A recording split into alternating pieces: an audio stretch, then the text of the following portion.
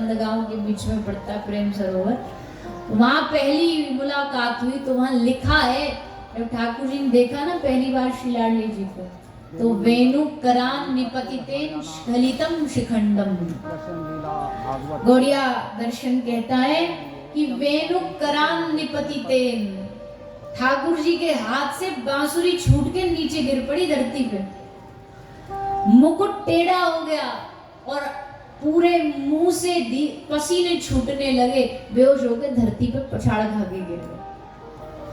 सबरे सखा ला, वो भैया पानी लाओ, हमारा तो लाला ही बेहोश है। वो पानी लाए, पानी छिड़के लाला के ऊपर। भैया तो वो कौन सी बीमारी लग गई? बीमारी नहीं, ये तो बड़ो भारी रोग लग गयो हमको।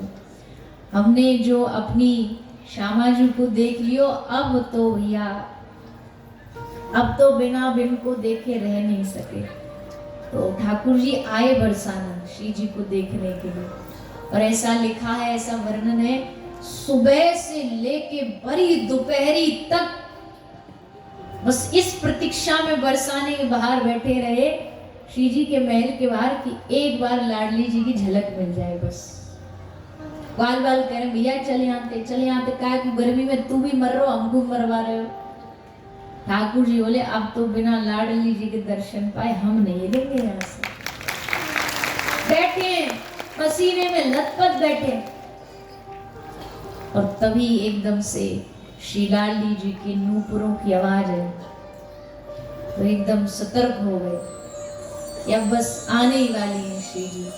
पर जैसे श्री जी आई तो कहते हैं कि जिस तरफ ठाकुर जी का मुख था उसके विरुद्ध दूसरी तरफ मुख करके श्री जी एकदम दौड़ती हुई भागती हुई निकली महल से। जैसे महल से निकली, ठाकुर जी देख तो नहीं पाए श्री जी का मुख, पर चरणों का दर्शन किया। और जब लाडली चली गई तो इस प्रेम को कोई क्या ही बताएगा? बताओ किसके पास शब्द होंगे किस प्रेम की व्याख्या कर सके कि जब श्री लाडली जी चली गई तो ठाकुर जी अपना पीताम्बर जो गले में पहना उसे उठाते, निकालते हैं गले में से, और गले में से निकाल करके जो श्री जी के चरणों की जो छाप थी ना, मिट्टी पे जो छाप बन गई थी, ठाकुर जी कहते कहीं हमारी लाडली जी के चरण की छाप को धूप न लग जाए, इसलिए पूरी दोपहरी अपना पीताम्बर उन चरणों की छाप को ओढ़ा के बैठे। चरण तो छोड़ दो, चरणों की छाप को भी धूप ना लगे, ये सोच कर के श्री श्याम सुंदर चरणों को ढक कर के बैठे हैं। ऐसा मिलन हुआ श्री श्याम सुंदर और श्री लाडली जी का। तो भैया ये प्रेम ना दुनिया से परे वाला प्रेम है, ये संसार से परे वाला प्रेम है। तो दोनों युगल धीरे धीरे करके अब बड़े हो रहे हैं। हम ये कथा आपको इसलिए यहाँ सुना रहे हैं क्योंकि आप सब लाडली जी के प्रेमी हो, नहीं तो हर जगह हम भी जो भागवत जी में लिखा वही कथा सुना के आगे बढ़ जाते हैं। ठाकुर जी ने उकल, ठाकुर जी ने मिट्टी खाई, पर जैसी कृष्ण लीला वैसी साथ साथ में श्री जी की लीला भी चलती है। जैसे भगवान शंकर आए भगवान श्री कृष्ण का दर्शन करने, तो शंकर जी बरसाना भी गए, क्योंकि महादेव जितने बड़े कृष्ण भक्त हैं ना, उससे कई गुना ज्यादा महादेव श्री राधा रानी के भक्त हैं।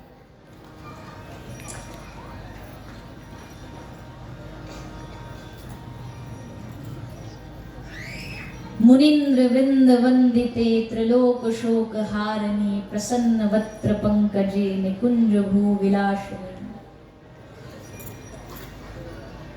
जो महादेव श्री राधा रानी को मनाने के लिए इतना सुंदर स्तोत्र गा सकते हैं कि कदा करिष्यसि हवाम कृपा कटाक्ष भाजनम, इनके एक एक शब्द से समझ आ जाता है कि महादेव कितने बड़े रसिक हैं। कदा करिष्यसि हवाम कृपा कटाक्ष भाजनम, कब आपकी कृपा की कटाक्ष हम पर पड़ेगी हे श्री जी, हे लाडली जी, कब आपकी कृपा की कटाक्ष हमारे ऊपर बरसेगी। और वो भी हमें कृपा नहीं चाहिए, बोले कृपा कटाक्ष, एक जो कृपा की कटाक्ष होती है ना, एक कृपा की जो एक छोटी सी बरसात, एक छोटी सी कौर जो होती है। इसलिए ब्रज में क्या गाते हैं, श्री लाडली जी से क्या प्रार्थना करते हैं, एक कौर कृपा की कर दो। गाइए, बढ़िया गाते हो, गाइए। एक कौर कृपा की कर दो,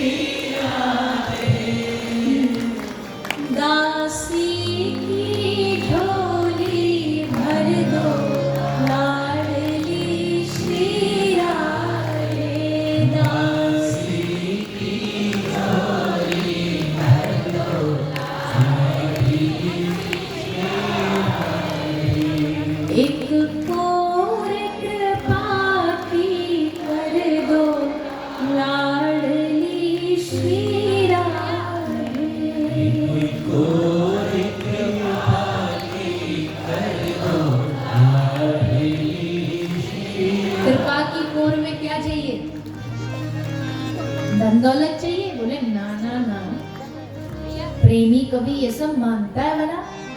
भगवत प्रेमी ये सब छोटी चीज मांगेगा? क्या मांगता है?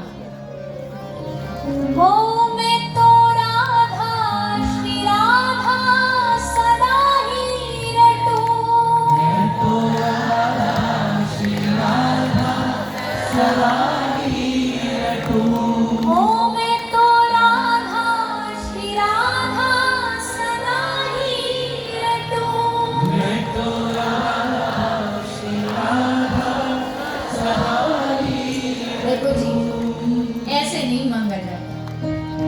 जब मांगना होता है कहते हैं ना, झोली फैला के दोनों हाथ उठा करके उनके सामने कहना पड़ता है, उनके सामने निवेदन करना पड़ता है।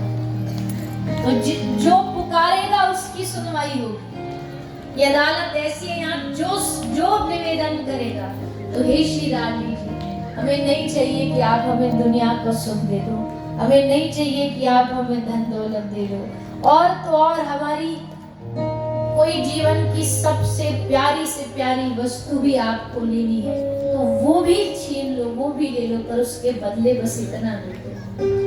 ओ मैं तो राधा, श्री राधा सदा ही रटूं।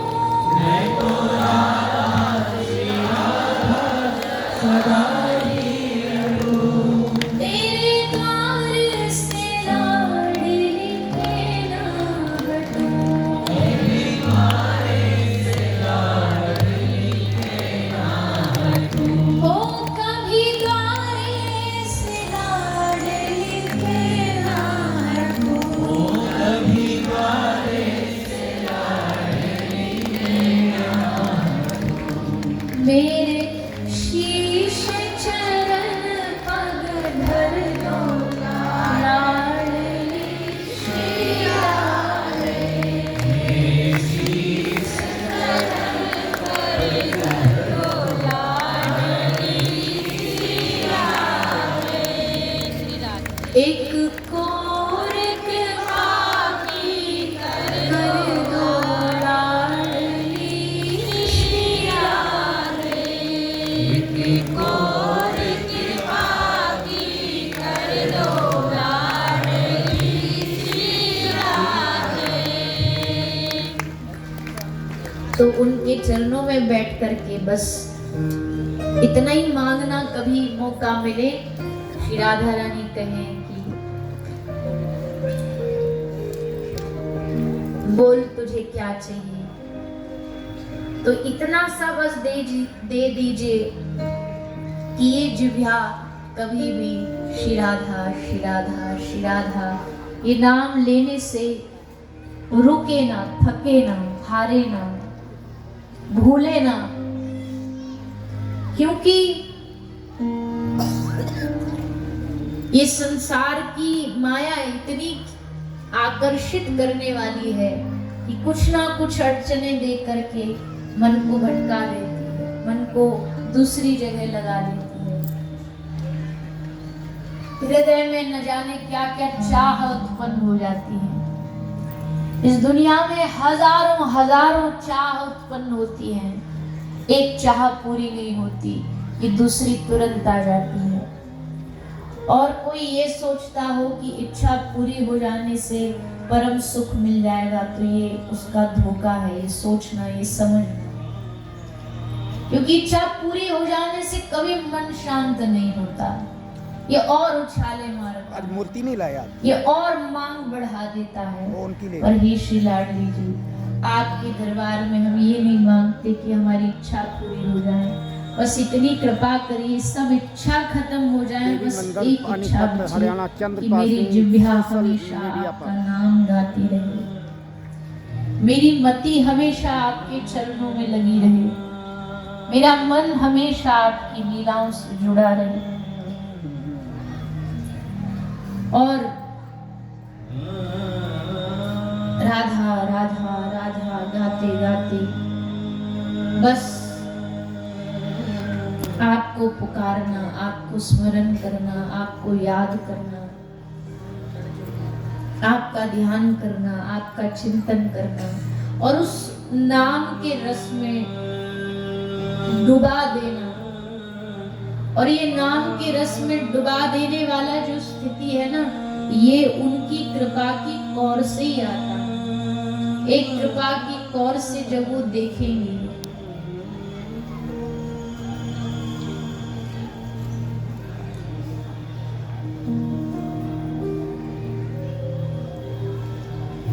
जब वो अपनी कृपा की बरसात करेंगी, तब जाकर के मन कहीं ये समझ पाता है कि मेरो राधा नाम सहारो जैसे प्यासे को पानी।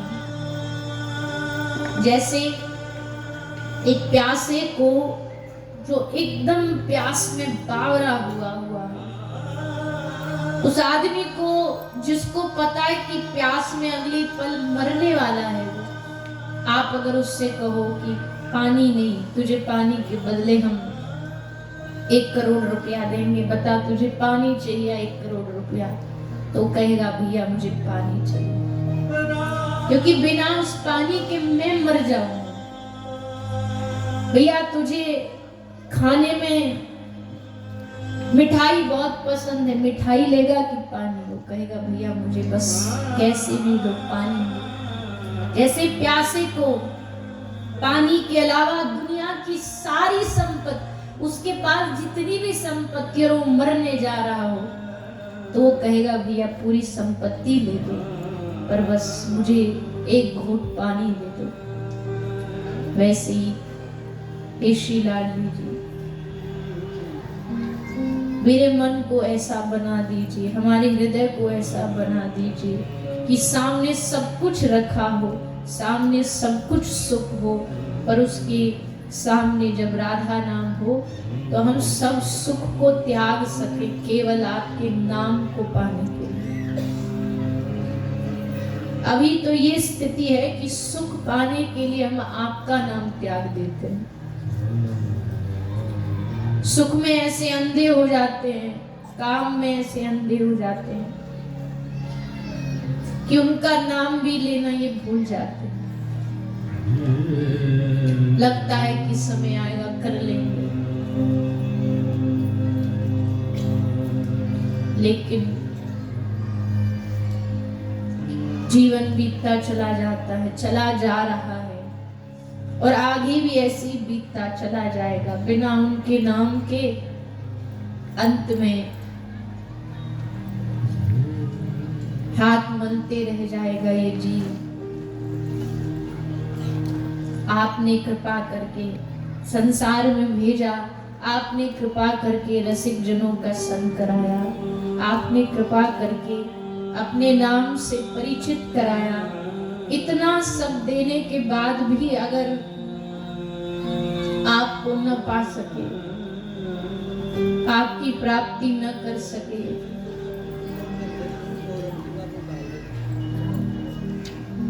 तो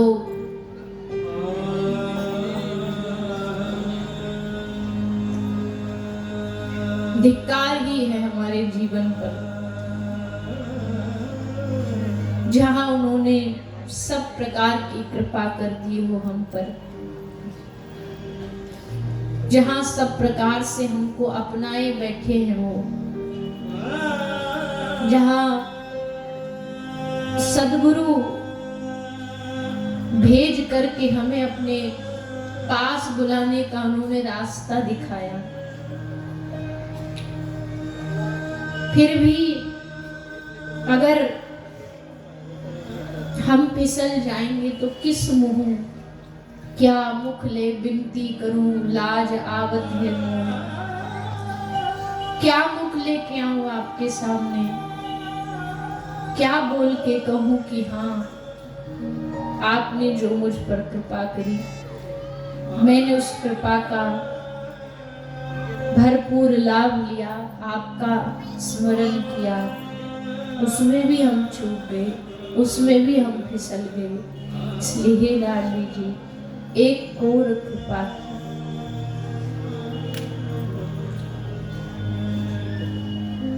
कभी मेरे मुख से इस चीज के अलावा कभी कोई मांग ना उठ जाए, ऐसी कृपा करना। जब भी आपके द्वार पर जाके पढ़ूं तो बस इतना ही मांगू, अपना नाम दे दो, अपने नाम का हमारे हृदय में प्रेम जागृत कर दो।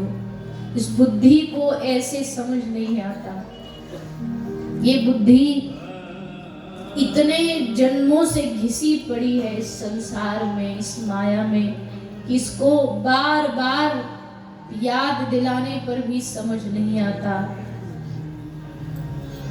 कि तू भगवान का है, तू उनका है। इसलिए एक और कृपा की जरूरी होती है, तभी जाकर के मन उनके चरणों में, उनके नाम में, उनकी लीला में, उनकी कथा में लग पाता है। इसलिए कभी कथा कहने पर खुद ही रो रहे हैं धाम जाते जाते, क्योंकि और ये पानीपत जो उनके धाम जाता है हरियाणा किसी ना किसी रूप में कभी ना कभी श्री चित्र रेखा देखो, श्याम सुंदर श्री राधा रानी कोई ना कोई कृपा उस पर जरूर करते हैं, अनुभव दिलाते हैं। कभी श्री राधा रानी आ गई तो श्याम सुंदर हमें अनुभव दिलाएंगे कि देख तेरे पास खड़ी है। जैसे सूरदास को याद दिलाया, वो समझ नहीं थी, आंखें नहीं थी, पर ठाकुर जी बार बार आकर के सूर के सामने जानबूझ के इशारा कर रहे हैं, सूर को संकेत देने के लिए इशारा कर रहे हैं, जोर जोर से कह के, लाडली जिस अंधे के पास मत जाओ, बहुत चालाक है, आपके चरण पकड़ लेगा।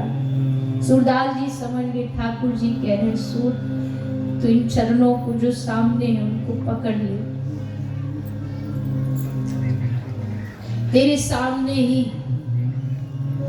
वो चरणारविंद है जिनकी बड़े बड़े योगी कामना करते हैं, इनको छोड़ना मत, ये अवसर बार बार नहीं मिलेगा।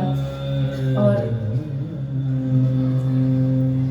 पकड़ा सूरदास जी ने श्री राधा रानी के चरणों को, छुआ, स्पर्श किया, स्पर्श करते ही समझ गए कि ये वही चरणारविंद है जिनकी मैं महिमा गाता हूँ, जिन चरणों का मैं गुणगान गाता हूँ। श्री जी चली गई, पन्नूपुर हाथ में रह गया सूर के।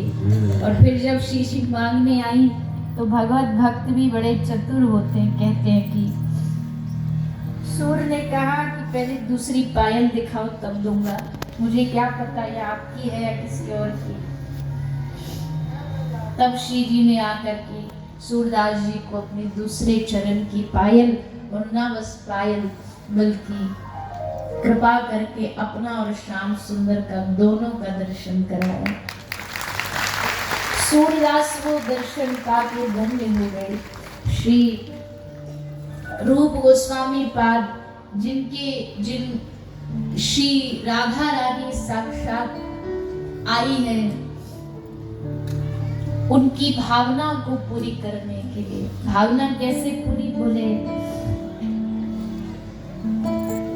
एक बालिका बन करके, कभी छोटी सी बच्ची बन के किसी भक्त के पास आ जाती है, कभी किसी सखी के रूप में किसी के पास जाती है दर्शन लेने के लिए। तो इसलिए एक घोर कृपा की। कदा करिष्यसि हमाम कृपा कटाक्ष भाजनम। कदा मतलब कब? भगवान महादेव पूछते हैं कि आपकी कृपा कब होगी? बेटा तार बचा गए। हमेशा कहते हैं भक्त के जीवन में दो ही चीज होती है, परीक्षा और भरोसा। प्रतीक्षा और भरोसा। प्रतीक्षा मतलब इंतजार। प्रतीक्षा इतनी कि सारा जीवन भी तुम्हारा इंतजार कर सकता हूँ, और व्याकुलता इतनी कि एक पल भी न रह जाए। विश्वास ऐसा कि किसी भी पल किसी भी क्षण हम पर कृपा जरूर। ये दो चीज नहीं छोड़ना कभी। प्रतीक्षा नहीं छोड़ना, चाहे इस जन्म में भी ना मिले तो क्या, भूल जाए क्या, बदल के दूसरे के पास चले जाएं, बोले नहीं, करते रहो इंतजार। एक जन्म, 2 जन्म, 10 जन्म, युगों युगों तक, जब तक उनकी कृपा नहीं होगी तब तक प्रतीक्षा करते रहेंगे। और भरोसा ऐसा कि इसी जन्म में कृपा हो। विश्वास ऐसा कि इसी जन्म में उनके द्वारा हमको अपनाया स्वीकार। बस प्रतीक्षा और भरोसा दोनों साथ साथ चलता है, दोनों संग संग चलते हैं। और किशोरी मेरी करुणा की भंडार, उनको तो कृपा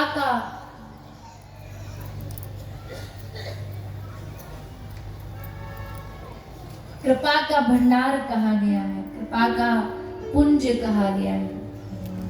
इसलिए ब्रज पद्धति श्री ठाकुर जी को बाद में भजती है, श्री जी को पहले भजती है, क्योंकि पता है कि